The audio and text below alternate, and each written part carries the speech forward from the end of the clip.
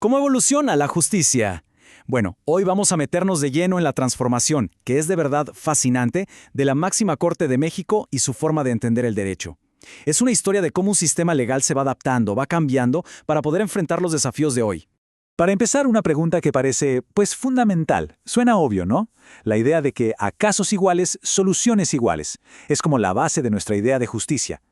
Pero, la verdad es que lograrlo en la práctica es uno de los mayores desafíos para cualquier sistema legal que exista. Y esa es la promesa central, ¿no? La consistencia. Es la idea que busca que la ley no sea un volado, que no sea arbitraria, sino que sea predecible y, sobre todo, justa para todos por igual. Bien, en la tradición del common law, pensemos en Estados Unidos o el Reino Unido, la solución es el precedente. Una sola decisión de un tribunal importante puede crear una regla obligatoria que todos los demás jueces tienen que seguir. Es un sistema que se va construyendo caso por caso. Pero México, históricamente, tomó un camino muy distinto. Aquí, la palabra clave no era precedente, sino jurisprudencia.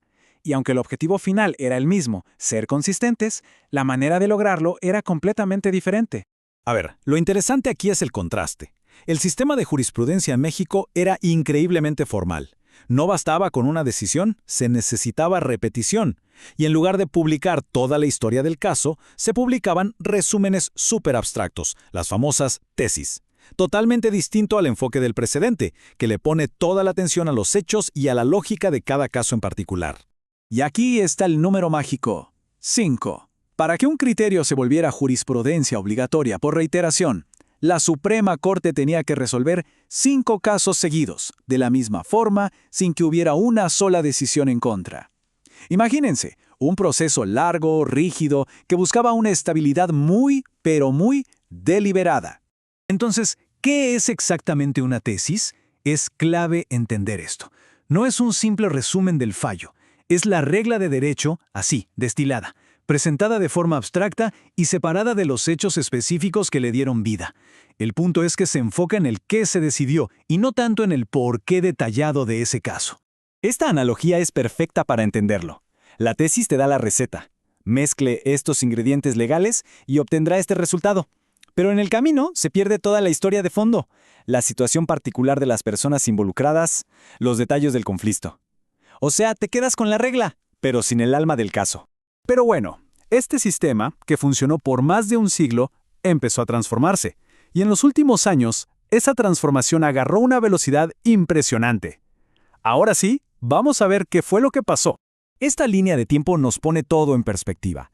Fíjense, desde su origen formalito con Benito Juárez hasta un momento de quiebre total en 2011 con la reforma de derechos humanos. Y luego cambios súper prácticos, como que la Corte dijera, para ciertos casos, ya no más tesis, mejor publicamos la sentencia completa.